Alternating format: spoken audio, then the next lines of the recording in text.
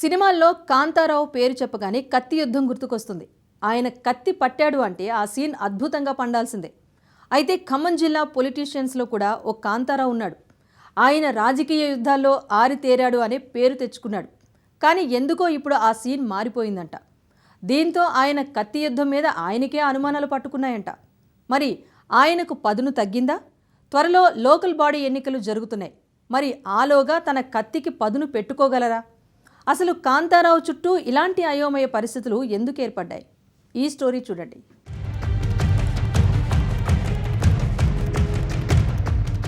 ఉమ్మడి ఖమ్మం జిల్లా బీఆర్ఎస్ నేతల్లో రేగా కాంతారావు గురించి ఎవరికీ ప్రత్యేకంగా చెప్పాల్సిన పని లేదు. ఉపాధ్యాయ వృత్తిలో ఉన్నప్పుడే కాంగ్రెస్ అభిమానిగా రాజకీయాల వైపు అడుగులు వేశారు. ఉమ్మడి రాష్ట్రంలో 2009లో పినపాక నుంచి పోటీ చేసి గెలిచారు. 2014లో పోటీ చేయలేదు. 2018లో జరిగిన ముందస్తు ఎన్నికల్లో కాంగ్రెస్ టికెట్పై గెలిచి అభివృద్ధి కోసం అంటూ బీఆర్ఎస్లో చేరి ప్రభుత్వ విప్, జిల్లా అధ్యక్ష పదవులు నిర్వహించారు. జిల్లా రాజకీయాల్లో తనదైన ముద్ర వేసుకున్నారు. 2023 ఎన్నికల్లో ఉమ్మడి ఖమ్మం జిల్లాలో బీఆర్ఎస్ గెలుస్తుంది అనుకున్న ఏకైక స్థానం పినపాక. భారీ మెజార్టీతో గెలుస్తానని బరిలోకి దిగితే భారీ ఓట్ల తేడాతో ఓటమిని మూటగట్టుకున్నారు. ఏమీ పాలిపోని స్థితిలో ఓటమికి గల కారణాలు తెలిసి ఆయన విస్తుపోయారట. ఎందుకు కారణాలేంటో తెలుసుకుని నివ్వెరపోయారట కాంతారావు. నియోజకవర్గంలో ఆయన అనుచరులు చేసిన అరాచకాలే ఆయన గెలుపుతో గేమ్స్ ఆడుకున్నాయని ఆలస్యంగా అర్థమైందట. వారు చేసిన భూ కబ్జాలు, సెటిల్మెంట్లతో ప్రజలు విసిగి వేసారిపోయారట.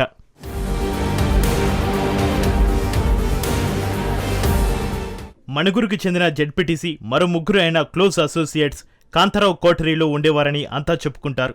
ఉదయం లేచిన దగ్గర నుంచి రాత్రి దాకా కాంతారావుతో ఉంటూ ఆయన్ని ఆహాలు ఓహోలు అనే మైకుల్లో ముంచెత్తుతూ ఉండేవారని బీఆర్ఎస్ కేడర్ చెబుతోంది. నియోజకవర్గ ప్రజలు కాంతారావు పర్ఫార్మెన్స్ చూసి ఆకాశానికి ఎత్తేస్తున్నారని డబ్బా కొట్టేవారట. మరోవైపు ప్రజలు సమస్యలు చెప్పుకోవడానికి వచ్చినప్పుడు మాత్రం వారిని కాంతారావుతో కలవనిచ్చేవారు కాదట. తాము ఏది చెబితే అదే ఫైనల్ అంటూ ఏ పనికైనా డబ్బులు వసూలు చేసేవారట. ఇక తామేమీ తక్కువ కాదన్నట్లు మిగతా మండలాల జెడ్పీటీసీలు, మండల అధ్యక్షులు కూడా సేమ్ రూల్ ఫాలో అయ్యారట. వాళ్ళు చేసిన అరాచకాలతో ఎన్నికలు ఎప్పుడు వస్తాయా, కాంతారావు అండ్ గ్యాంగుకు ఎప్పుడు బుద్ధి చెబుతామా అంటూ వెయిట్ చేశారని బీఆర్ఎస్ శ్రేణులు గుర్తు చేసుకుంటున్నారు.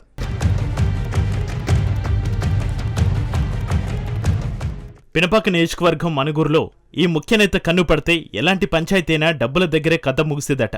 భార్యాభర్తల పంచాయతీలు మొదలుకుని భూదందాలు, సెటిల్మెంట్లు, ఇసుక ర్యాంపుల సెటిల్మెంట్లు, ఇలా అన్ని రకాల ఆదాయ వనరులపై ఆజమాయిషీ చేయడంలో ఆయనది అందవేసిన చేయిగా చెబుతున్నారు. ఈ క్రమంలో వారు అధికారులను సైతం భయభ్రాంతులకు గురిచేసేవారట. తాను చెప్పిందే వేదం, ఎమ్మెల్యే కాంతారావుకు తాను ఏది చెబితే అదే శాసనం అంటూ అధికారులను సైతం వణికించేవాడట. ఆయనే మణుగురు జెడ్పీటీసీ నరసింహారావు.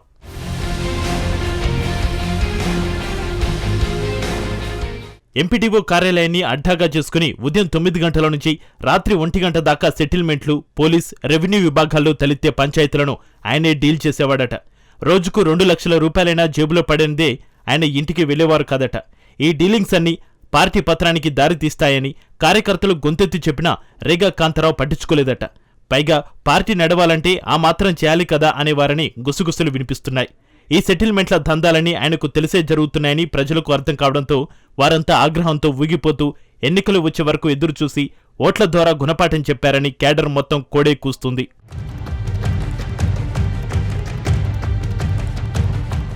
మాజీ ఎమ్మెల్యే రేగా కాంతారావు అనుచరులు నియోజకవర్గంలో చేసిన భూదందాలు, భూ సెటిల్మెంట్లతో ప్రజలు విసిగి వేసారిపోయారని తీవ్ర విమర్శలు ఉన్నాయి. అనుచరుల నుంచి రేగాకు వాటాలు వెళ్లాయని, అందుకే ఆయన ఏనాడు వారిని ప్రశ్నించిన పాపన పోలేదనే తీవ్ర విమర్శలు ఉన్నాయి. కబ్జాలు చేసిన భూముల్లో పామాయిల్ తోటలు, ఫామ్ హౌస్ నిర్మించుకున్నారనే తీవ్రమైన ఆరోపణలు కూడా ఉన్నాయి. ప్రజలను పీడించుకు తిన్న నాయకుడు నియోజకవర్గంలో ఎలా మనుగడ సాగిస్తాడని ప్రజలు ఆక్రోశం వెళ్లగక్కుతున్నారు. అనుచరుల ఆగడాలను కట్టడి చేయాల్సిన రేగా చూసి చూడనట్లుగా వదిలేయడం వల్లనే అసెంబ్లీ ఎన్నికల్లో భారీ ఓటమి మూటగట్టుకున్నారని ప్రజలు, కేడర్ ఆనందం వ్యక్తం చేస్తుండడం ఆలోచించాల్సిన అంశంగా నిలుస్తోంది.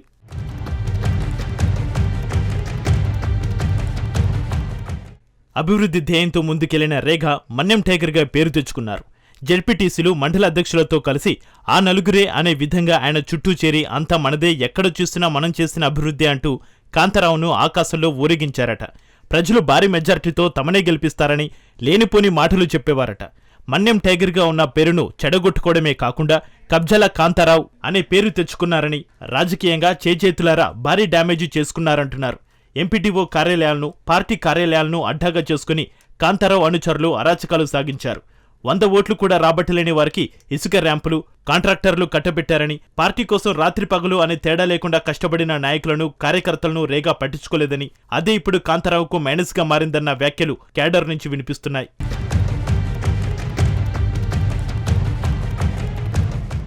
అనుచరుల ఆగడాలకు సంబంధించి ఎన్నికలకు 6 నెలల ముందే పూర్తి సమాచారం ఉన్నా రేగా పార్టీని సరిదిద్దలేకపోయారట. వీళ్ల అరాచకంతో కనీసం గ్రామాలకు వెళ్లి ఎన్నికల ప్రచారం చేయలేని పరిస్థితి దాపురించిందని కార్యకర్తలు మదనపడుతున్నారు. ఎన్నికల్లో వచ్చిన ఆ డబ్బులను ప్రజలకు పంచకుండా జడ్పీటీసీలు, మండల అధ్యక్షుల వద్దనే ఉంచుకున్నారట.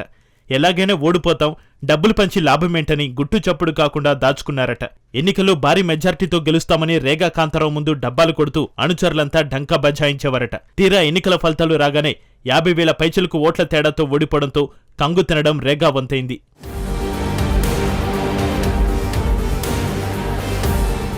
మరోవైపు రేగాపై అప్పటికే తీవ్ర విమర్శలు ఉన్నాయి. 350 ఎకరాల భూములు అనుచరుల పేర్లతో ఉన్నాయని, ఇక అనుచరులు సెటిల్మెంట్లు, భూ కబ్జాలు, భూదందాలు, అభివృద్ధి పనుల పర్సంటేజీలతో బాగానే పోగేసుకున్నారని ప్రజలంతా గుసగుసలాడుతున్నారు. ఇలా గాలి, వాన, మెరుపులు, ఉరుములు మొదలై రేగా మెడకు చుట్టుకున్నాయట. నియోజకవర్గంలో బీఆర్ఎస్ పార్టీని కూడా ప్రజలకు దూరం చేసిన అనుచరులు పార్టీతో పాటు రేగా కాంతారావును కూడా కోలుకోలేని దెబ్బతీశారట. నియోజకవర్గంలో కార్యకర్తలు ఒక్కతాటిపైకి తెచ్చి పార్టీని ఎలా ముందుకు తీసుకెళ్తారు, వచ్చే స్థానిక ఎన్నికల్లో ఎలా పర్ఫామ్ చేస్తారనేదే ఇప్పుడు ఆసక్తి రేపుతుంది.